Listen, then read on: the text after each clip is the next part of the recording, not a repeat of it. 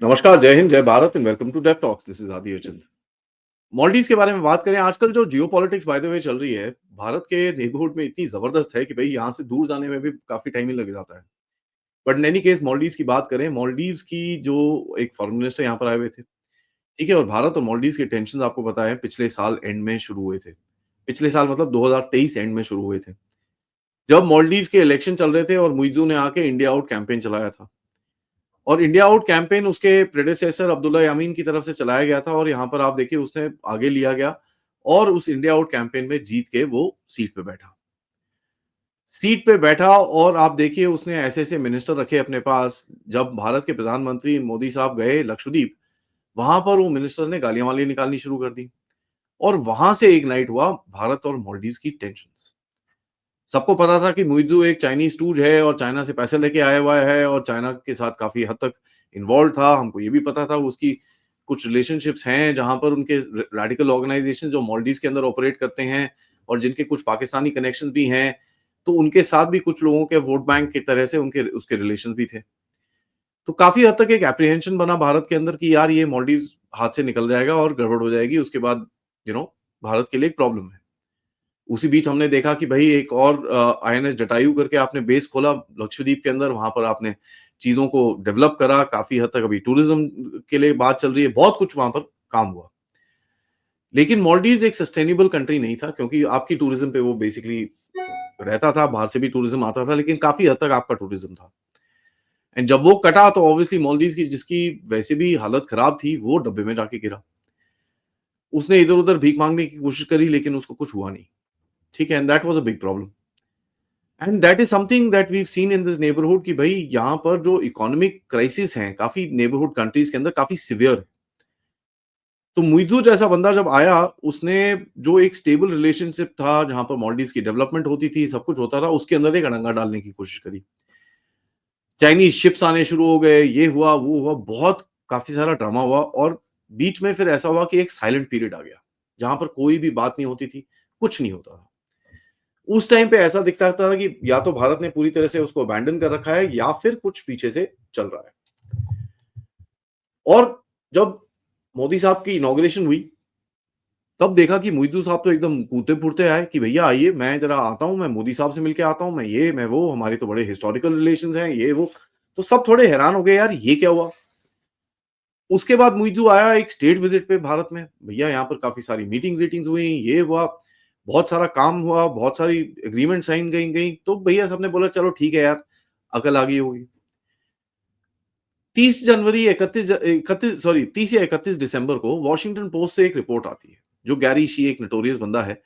वहाँ पर वो लिखता है कि मुइज़्ज़ू जब इलेक्ट हुआ, उसके बाद जो पार्लियामेंट्री इलेक्शंस हुए अप्रैल-मई के करीब में, उसके अंदर भारत ने कुछ गेम खेलने की सोची सोची थी और कुछ लोगों के साथ भारत की राह की साजिश चल रही थी, जहाँ पर मुइज़्ज़ू को हटाने की पूरी बात चल रही थी। तो ऑन द फेस वैल्यू कोई बोलेगा यार भारत गुस्सा था, तो प्लॉजिबल लगता है। लेकिन जिस तरह की स्टोरी वहाँ पर लिखी हुई थी दैट वाज़ टोटली इम्प्लॉजिबल और अगर कुछ करना होता तो it's not that difficult to do. ठीक है? ये चीज़ हमको भी पता है। तो वहाँ पर बोला गया कि नहीं, भारत वाज़ नॉट इंटरेस्टेड, तो भारत ने फंड ही नहीं करा वो पूरे ऑपरेशन को और मुइज़्ज़ू बेसिकली जीत गया और दैट्स द एंड। उसके आगे कुछ लिखा नहीं है और कहीं भी कोई एविडेंस नहीं दिया, कहीं कुछ नहीं। वो पीपल आई स्पोकन टू हू स्टॉ मतलब वो जो छुपके-छुपके बात करते हैं, मैंने उनसे बात करी है। कौन है, क्या सोर्स, कुछ नहीं। अब ये वायरल हो गया, तो लोगों ने बोला यार अब मालदीव्स क्या बोलेगा? तो मालदीव्स के फॉरेन मिनिस्टर रिसेंटली भारत में आए हुए थे, तो उनके साथ एक इंटरव्यू में और काफ़ी सारे उनके जो स्टेटमेंट्स आए हैं, मैंने उनको इकट्ठा करके रखा है, कुछ एक पर्सपेक्टिव लेने के लिए। 7-8 जनवरी को अ, उनके डिफेंस मिनिस्टर भी बेसिकली कल और परसों में वो भी भारत में आएँगे। तो अब वो डिफेंस मिनिस्टर का पहले बात कर लेते हैं, खैर उसमें इतना पता नहीं है, बट ये चीज़ बोला है कि सिक्योरिटी एरियाज़ के अंदर मालदीव्स और भारत के बीच में जो रिलेशंस को आगे लेके जा रहे हैं और ये कहीं सुनने में आ रहा है कि भारत कुछ वहाँ पर लिस्टिंग स्टेशंस और ये सब चीज़ें लगाने की बातें चल रही हैं पीछे से।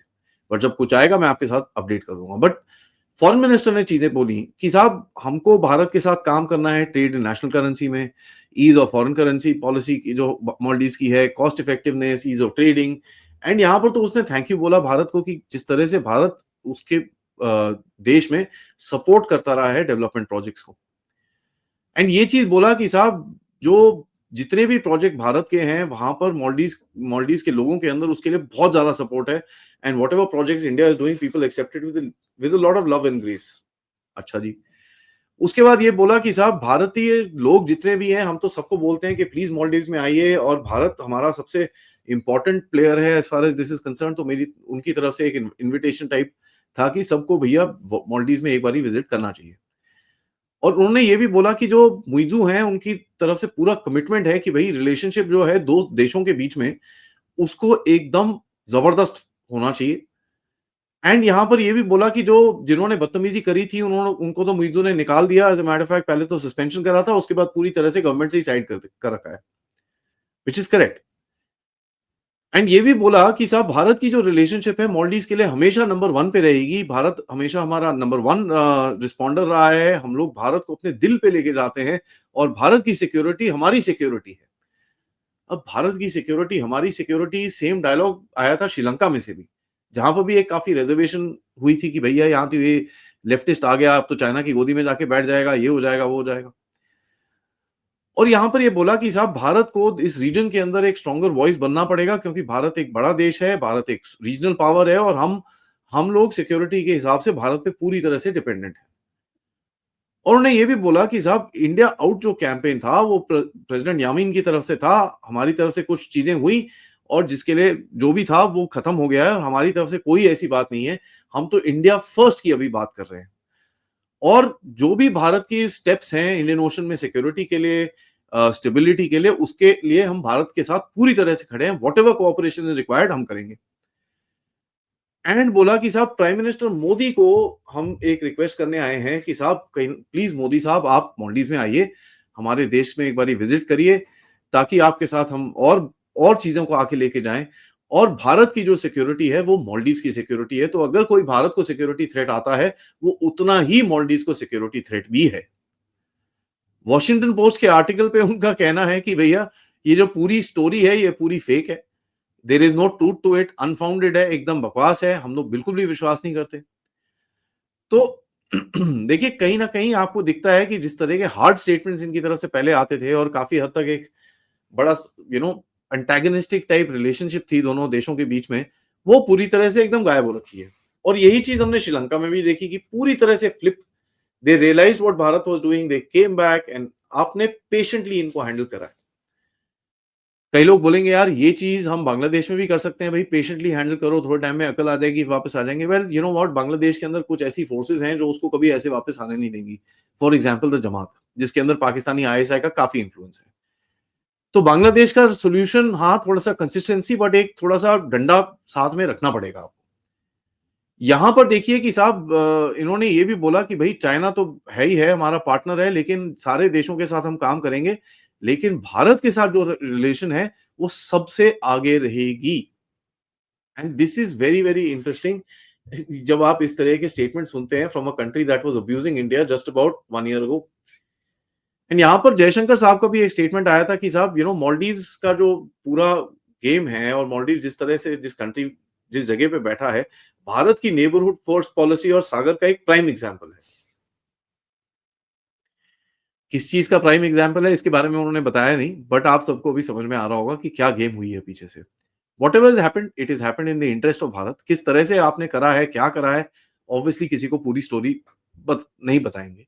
Having said that, it is a good development and यहाँ पर हमारी रीजनल स्टेबिलिटी के लिए ये चीज़ें बड़ी क्रिटिकल होंगी कि हमारे जो नेबर्स हैं, they get aligned with Bharat. मैं ये नहीं बोल रहा सबसर्विएंट, अलाइन्ड। उनके इंटरेस्ट भी हैं, हमारे इंटरेस्ट भी हैं, साथ में बैठ के we need to do stuff and ये जो इंटरनेशनल पावर्स का इस जगह पे गेम है, उसको थोड़ा-सा ऑब्वियसली साइड करना पड़ेगा। उसके लिए भारत को अपने sometimes you will have to flex our muscles, sometimes you will have to play the soft game behind closed doors कि भैया जिस तरह से मालदीव्स में आपने गेम खेला है, श्रीलंका में करा है, उसी तरह से चीज़ें हैंडल रहें and things are always in our favour. क्योंकि देखिए ये कंट्रीज़ के लिए भी it is not good that they fall into a geopolitical trap क्योंकि देखिए Bangladesh is a prime example and Bharat के लिए obviously is a security issue which is there. So एक विन-विन सिनेरियो दोनों देशों के लिए and that is something that's how this region should go forward. Thank you so much for watching. ये video को like करिए, सब्सक्राइब करिए channel को अगर आपने नहीं करा है। Most importantly share this with your friends and families. आप लोग इस चैनल की तरफ कंट्रीब्यूट भी कर सकते हैं यूजिंग द क्यूआर कोड या फिर पेपैल या फिर super sticker, super chats. Thank you so much for watching. आज दोपहर में हम बात करेंगे ओमकार चौधरी जी से एंड ऑफ कोर्स उनसे बात करेंगे योगी बाबा का जो कहर मचा हुआ है संभल में, क्या ये एक एसओपी बन के बाहर आएगा देश के दूसरी जगहों के बारे में? तो थोड़ी उनसे बात करेंगे एंड ऑफ कोर्स आज रात को 10 बजे हम मिलेंगे कर्नल अजय रायना से। तब तक नमस्कार, जय हिंद, जय भारत।